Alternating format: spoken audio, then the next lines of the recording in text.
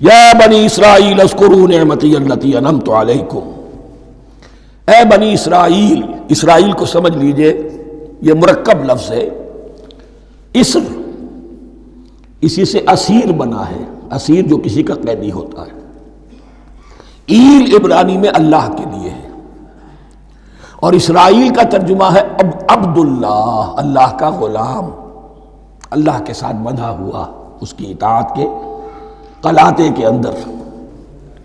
تو یہ اسرائیل یہ لقب ہے حضرت یعقوب علیہ السلام کا۔ ان کے 12 بیٹے تھے، 12 بیٹوں سے جو نسل چلی وہ بنی اسرائیل ہے، انہی میں حضرت موسیٰ کی بعثت ہوئی اور تورات انہیں دی گئی، پھر یہ ایک بہت بڑی امت بنے۔ ان پر 4 ادوار آ چکے تھے قرآن مجید کے نزول کے وقت، 2 مرتبہ اللہ کی رحمت کی بارشیں ہوئیں، انہیں عروج نصیب ہوا، 2 مرتبہ ان کو دنیا پرستی، شہوت پرستی، اللہ کے احکام کو پس و پیش ڈال دینے کی سزا میں عذاب کے کوڑے ان پر برسے۔ اس کا ذکر آئے گا سورہ بنی اسرائیل کے پہلے رکوع میں۔ اس وقت جب کہ قرآن نازل ہو رہا ہے، اس وقت وہ اپنے اس زوال کے دور میں تھے۔ حال یہ تھا کہ حضور صلی اللہ علیہ وسلم کی بعثت سے پہلے ہی 2nd ٹیمپل بھی شہید کیا جا چکا تھا، گرایا جا چکا تھا۔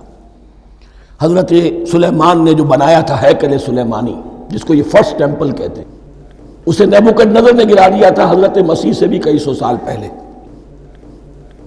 لیکن اس کے بعد پھر یہ رومنز نے سن 70 عیسوی میں حضور کی ولادت سے 500 برس پہلے ان کا یہ یروشلم تباہ و برباد ہوا، اس میں لوگوں کو قتل کیا گیا، قتل عام ہوا، اور 2nd ٹیمپل جو ہے وہ بھی گرا دیا گیا، جو اب تک گرا پڑا ہوا ہے۔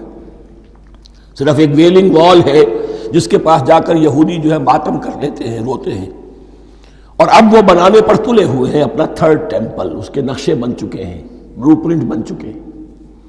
لیکن بہرحال جس وقت قرآن نازل ہو رہا تھا یہ بہت ہی پستی میں تھے۔ اس کے بارے میں فرمایا، اے بنی اسرائیل ذرا یاد کرو میرے اس انعام کو جو تم پر ہوا۔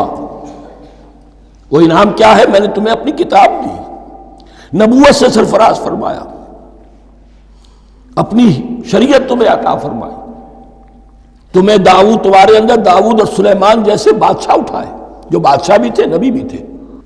وَأَوْفُوا بِعَهْدِي، اور میرے وعدے کو پورا کرو تاکہ میں بھی اپنے وعدے کو پورا کروں۔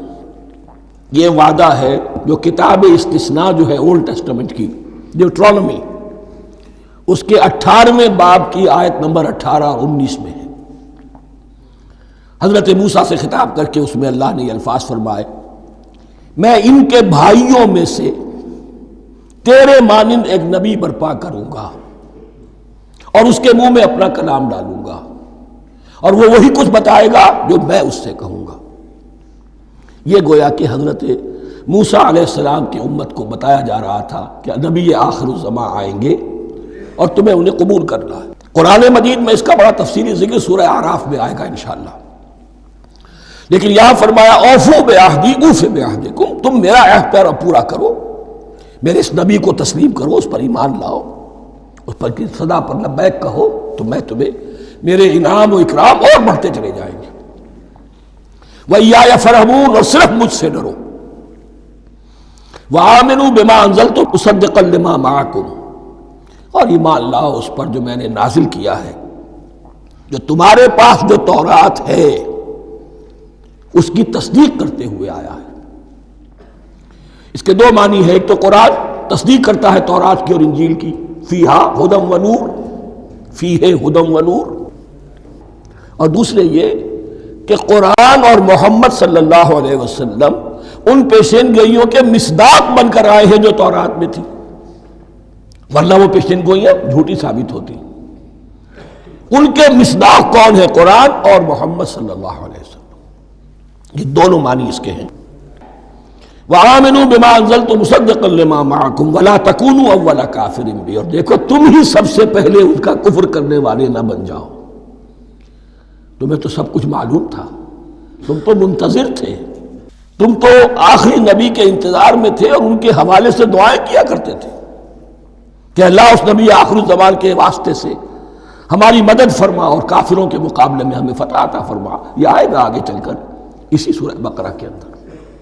لیکن اب تم ہی سب سے بڑھ کر کافر ہو گئے، تم ہی سب سے بڑھ کر دشمن ہو گئے. وَلَا تَكُونُوا أَوَّلَ كَافِرٍ بِهِ وَلَا تَشْتَرُوا بِآيَاتِي ثَمَنًا قَلِيلًا، اور دیکھو میری ان آیات کے عوض حقیر سی قیمت قبول نہ کرو. یہ آیات الہیہ ہیں، ان کو رد کر رہے ہو کس لیے؟ ہماری مسندیں، ہماری حیثیت، ہماری چودراہٹیں، کہیں ان پر کوئی آنچ نہ آ جائے. حقیر سی چیزیں، یہ صرف اس دنیا کا سامان، اس کے سوا کچھ نہیں. وَلَا تَشْتَرُوا بِآيَاتِي ثَمَنًا قَلِيلًا وَإِيَّايَ فَاتَّقُونِ، اور صرف مجھ میں سے تقوی اختیار کرو، میرا تقوی اختیار کرو. وَلَا تَلْبِسُوا الْحَقَّ بِالْبَاطِلِ وَتَكْتُمُوا الْحَقَّ وَأَنْتُمْ تَعْلَمُونَ، اور نہ گڈمڈ کرو حق کے ساتھ باطل کو، اور مت چھپاؤ حق کو درا حالے کہ تم جانتے ہو. یہ بات اچھی طرح نوٹ کر لیجیے، جانتے بوجھتے کر. ایک ہے مغالطے میں کرنا، وہ ضلالت ہے، گمراہی ہے. ایک جان بوجھ کر کرنا، حق کو پہچان کر اسے رد کرنا، یہ پھر اللہ تعالیٰ کے غضب کو دعوت دینا ہے. ریت آف اللہ، اس کے غضب کو دعوت دینا ہے کہ حق کو پہچان کر اس کی نفی کی جائے. وَأَنْتُمْ تَعْلَمُونَ. علماء یہود قرآن مجید میں آگے چل کر آئے گا، ایسے پہچانتے تھے محمد کو اور قرآن کو جیسے اپنے بیٹوں کو. یعرفونہ کما یعرفون ابناہم، ایسے پہچانتے جیسے اپنے بیٹوں. وَأَقِیمُوا الصَّلَاةَ وَآتُوا الزَّکَاةَ، دیکھو نماز قائم کرو، زکوٰۃ ادا کرو. وَارْکَعُوا مَعَ الرَّاکِعِینَ، اور جھکنے والوں کے ساتھ جھکو. یہ اول تو رکوع کو انہوں نے اپنے ہاں سے خارج کر دیا تھا، ثانیاً باجماعت نماز ان کے ہاں ختم ہو گئی تھی. وَارْکَعُوا مَعَ الرَّاکِعِینَ، جماعت باجماعت نماز کی طرف اشارہ ہے. أَتَأْمُرُونَ النَّاسَ بِالْبِرِّ وَتَنْسَوْنَ أَنفُسَكُمْ، کیا تم لوگوں کو نیکی کا حکم دیتے ہو، تقویٰ کی، پارسائی کی تعلیم دیتے ہو؟ میں کہہ رہا ہوں نا کہ اصل میں مخاطب کون ہے؟ علماء یہود. اس آیت سے ثابت ہو گیا عالم ہمارا بھی جب بھی کھڑا ہوگا اونچے سے اونچا واز کہے گا، اعلیٰ سے اعلیٰ بات کہے گا. اکثر و بیشتر کا حال یہ ہے کہ ان کا اپنا کردار دیکھیے تو کوئی مناسبت ہی نہیں اس سے کہ جو وہ بات کہہ رہا ہے. جو لوگوں کو دعوت دے رہا ہے اس پر خود عمل نہیں. تو یہی در حقیقت علماء یہود کا کردار بن چکا تھا. أَتَأْمُرُونَ النَّاسَ بِالْبِرِّ وَتَنْسَوْنَ أَنفُسَكُمْ، کیا تم لوگوں کو نیکی کا حکم دیتے ہو اور خود اپنے آپ کو بھول جاتے ہو. وَأَنْتُمْ تَتْلُونَ الْكِتَابَ، اور یہ سب کچھ تم کر رہے ہو اس حال میں کہ کتاب پڑھتے بھی ہو، تورات پڑھتے ہو، صاحب تورات ہو. ہمارے بھی بہت سے علماء کا علماء سو جنہیں ہم کہتے ہیں حال یہ ہو چکا ہے. خود بدلتے نہیں، قرآن کو بدل دیتے ہیں. ہوئے کس درجہ فقیہان حرم بے توفیق.